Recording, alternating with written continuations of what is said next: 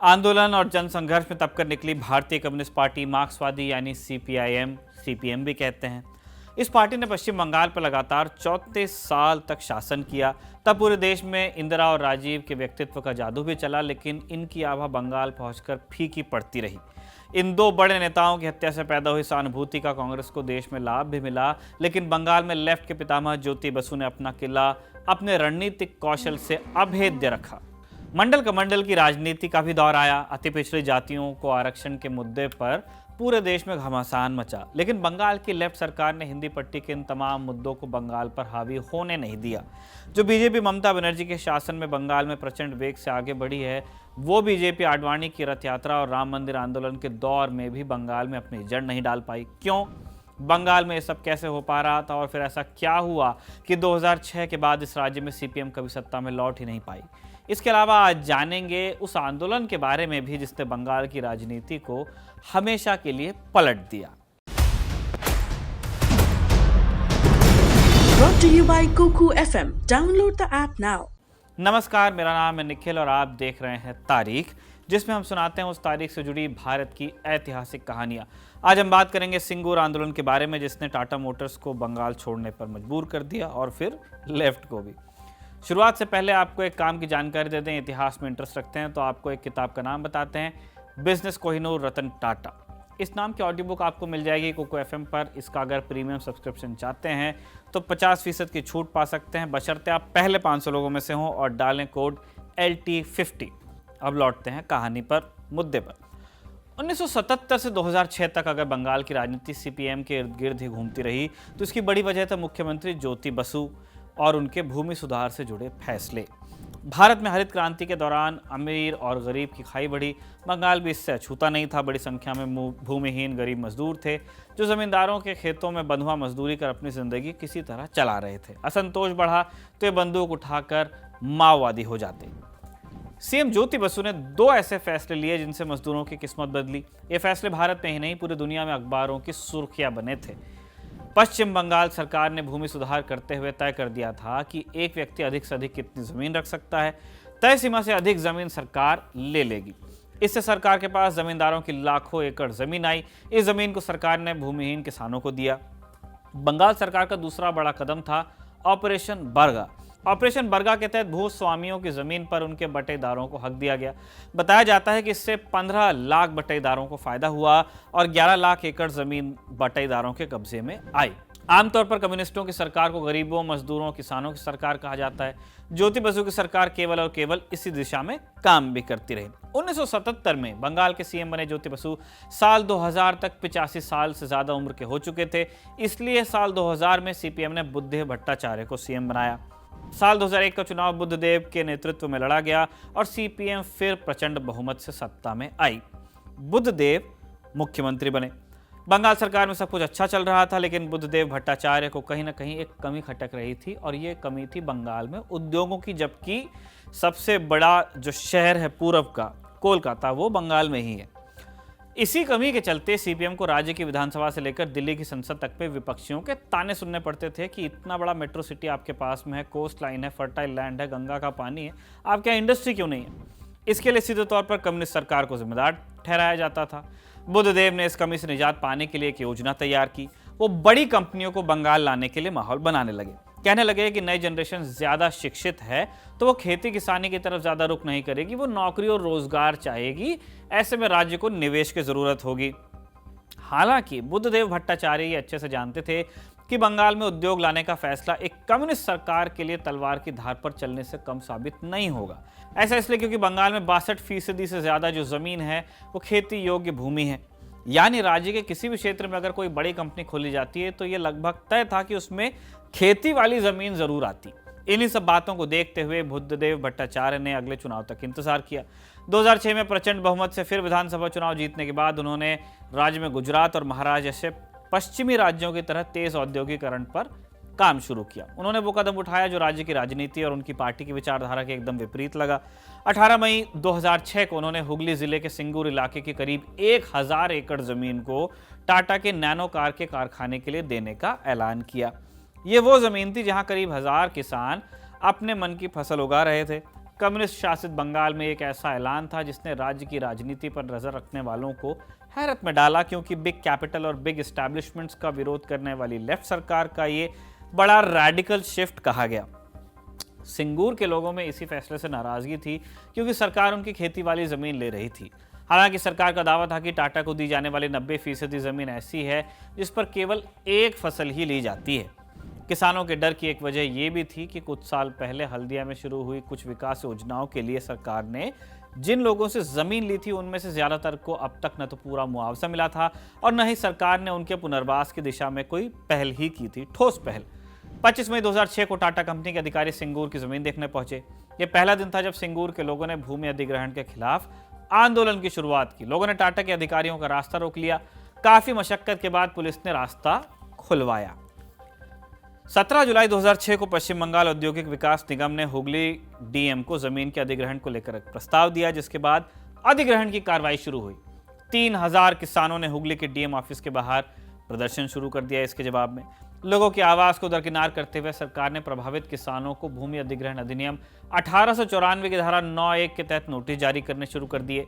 इससे किसानों में आशंका घर करने लगी कि वाम मोर्चे की सरकार अंग्रेजों के जमाने में बने भू अधिग्रहण कानून के जरिए जबरिया उनकी जमीन छीन लेगी और पूंजीपतियों को दे देगी। मतलब वो जो पूरा नैरेटिव है वो 180 डिग्री हो गया। मामला बढ़ा तो स्थानीय नेताओं ने किसानों का नेतृत्व करना शुरू किया। टीएमसी के लोकल नेता Becharam Manna, socialist unity centre of India यानी SUCI कम्युनिस्ट पार्टी के नेता शंकर जना और तृणमूल के विधायक रविंद्रनाथ भट्टाचार्य सहित कई नेता किसानों के पक्ष में आगे आए।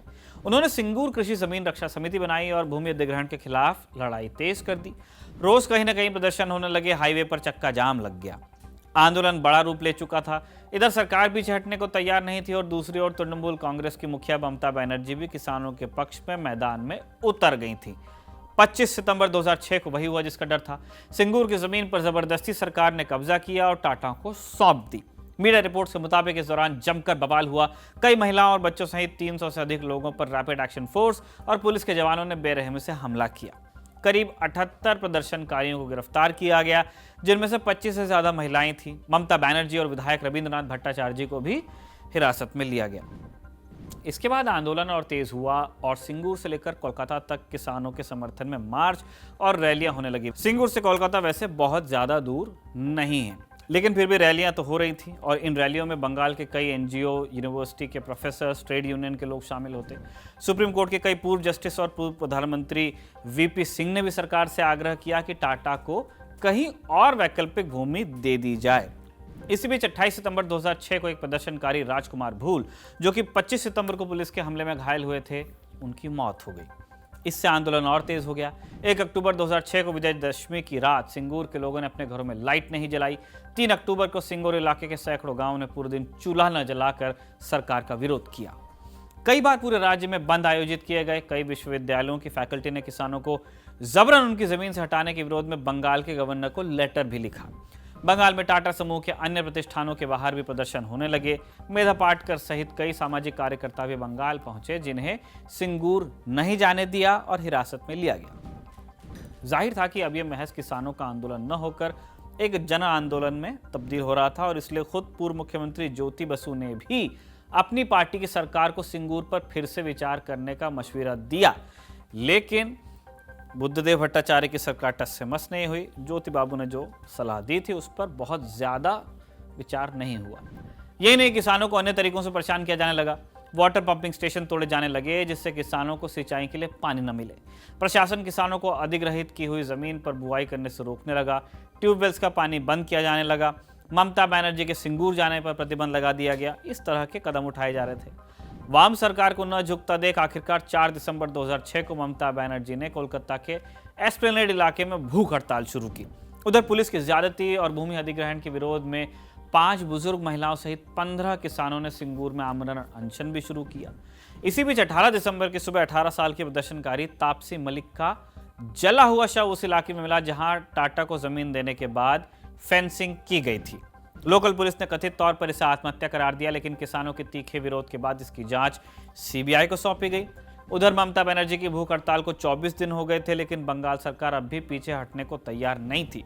तत्कालीन राष्ट्रपति डॉक्टर एपीजे अब्दुल कलाम, प्रधानमंत्री डॉक्टर मनमोहन सिंह और पूर्व प्रधानमंत्री अटल बिहारी वाजपेयी ने पत्र लिखकर ममता से भूख हड़ताल खत्म करने की अपील की। उन्होंने 25 दिन बाद भूख हड़ताल खत्म भी की, लेकिन आंदोलन जारी रहा। जुलाई 2007 में तापसी मलिक हत्याकांड को लेकर सीबीआई ने एक खुलासा ये किया कि पूर्व नियोजित हत्या थी और इस हत्या का मास्टरमाइंड लोकल सीपीएम नेता सुरद दत्ता और देबू मलिक थे। इन्होंने किसानों को डराने के लिए तापसी की हत्या करवा दी थी। सिंगूर आंदोलन चलता रहा और साल 2008 आ गया। टाटा का प्लांट भी बनने की तरफ कदम उठाए जाने लगे। अक्सर कहा जाता है कि किसी से भी दुश्मनी ले लीजिए, लेकिन पड़ोसी से बैर भला नहीं है।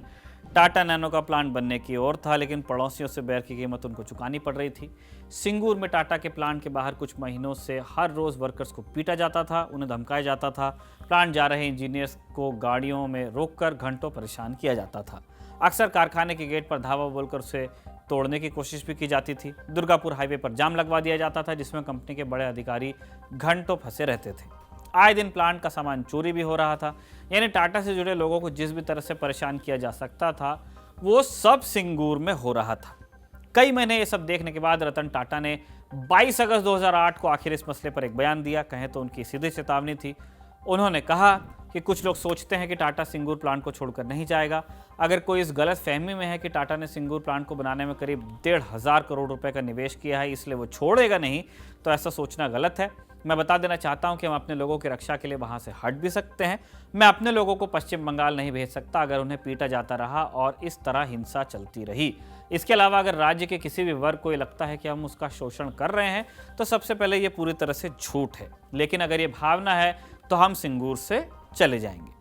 रतन टाटा के बयान के अगले ही दिन से उड़ीसा, महाराष्ट्र, उत्तराखंड, गुजरात और कई अन्य राज्यों ने उन्हें अपने यहाँ नैनो प्लांट लगाने का खुला निमंत्रण दे दिया। उधर ममता बनर्जी का रतन टाटा को जवाब था, इस सब से हम ब्लैकमेल नहीं होंगे। 24 अगस्त 2008 ममता बनर्जी ने एक बार फिर सिंगूर का रुख किया और नैनो प्लांट के बाहर नई मांग के साथ आंदोलन शुरू किया। उनका कहना था कि वो शांति बनाए रखेंगी। अब उनकी केवल ये मांग थी कि सरकार और टाटा कंपनी बस उन लोगों की 400 एकड़ जमीन वापस कर दे जो अपनी जमीन देने के लिए राजी नहीं थे और मुआवजा लेने से इनकार कर रहे थे। कुछ ही घंटे बाद ममता बनर्जी शांतिपूर्ण आंदोलन के अपने वादे से मुकर गईं। आंदोलन के तीसरे दिन तृणमूल समर्थकों ने कारखाने के गेट पर जबरदस्त हमला किया, प्लांट में जा रहे वर्कर्स को पीटा।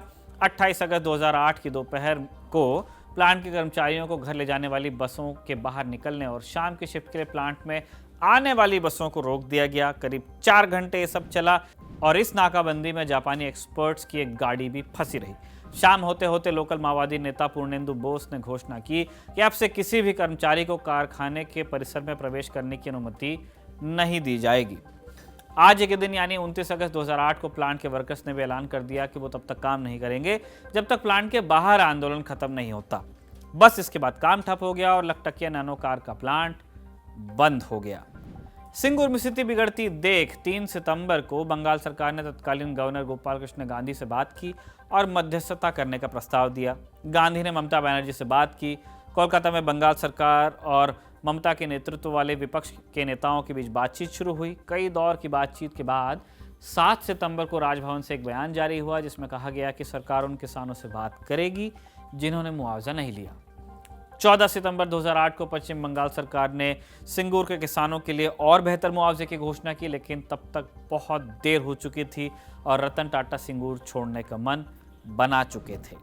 3 अक्टूबर 2008 को टाटा ने सिंगूर के नैनो प्लांट को छोड़ने का आधिकारिक ऐलान किया और नया प्लांट गुजरात के साणंद में लगाने का फैसला लिया, जहां ये प्लांट लगा भी।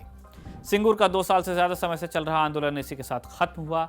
नफे और नुकसान की बात करें तो इस आंदोलन से ममता बनर्जी की राजनीतिक जमीन उपजाऊ हुई। इनफैक्ट अग्नि कन्या का ही उनको नाम मिल गया। 2006 के चुनाव में 30 सीटों पर सिमट गई उनकी पार्टी ने 2011 के विधानसभा चुनाव में 184 सीटें जीती। सीपीएम, जिसने भू सुधार के नाम पर पश्चिम बंगाल में 34 साल तक शासन किया था, उसके लिए सिंगूर पैरों पर कुल्हाड़ी मारने जैसा साबित हुआ। 2011 के चुनाव में उसे महज 40 सीटें मिली। चुनाव में मिली हार के बाद बुद्धदेव भट्टाचार्य ने माना कि सिंगूर में उनसे गलती हुई। बुद्धदेव का साफ कहना था कि उन्होंने किसानों से जमीन लेने से पहले सही तरीके से संवाद स्थापित नहीं किया, उनके पास बैठकर उनकी चिंताओं पर बातचीत नहीं की। बस यही उनकी सरकार से गलती हुई। आज के लिए इतना ही। तारीख के अगले एपिसोड में मिलेंगे, तब आपको और किससे सुनाएंगे। तारीख के इस एपिसोड को लिखा था हमारे साथी अभय ने और कैमरे पर रिकॉर्ड किया था हमारे दोस्त विजय ने। देखते रहिए दी ललन टॉप।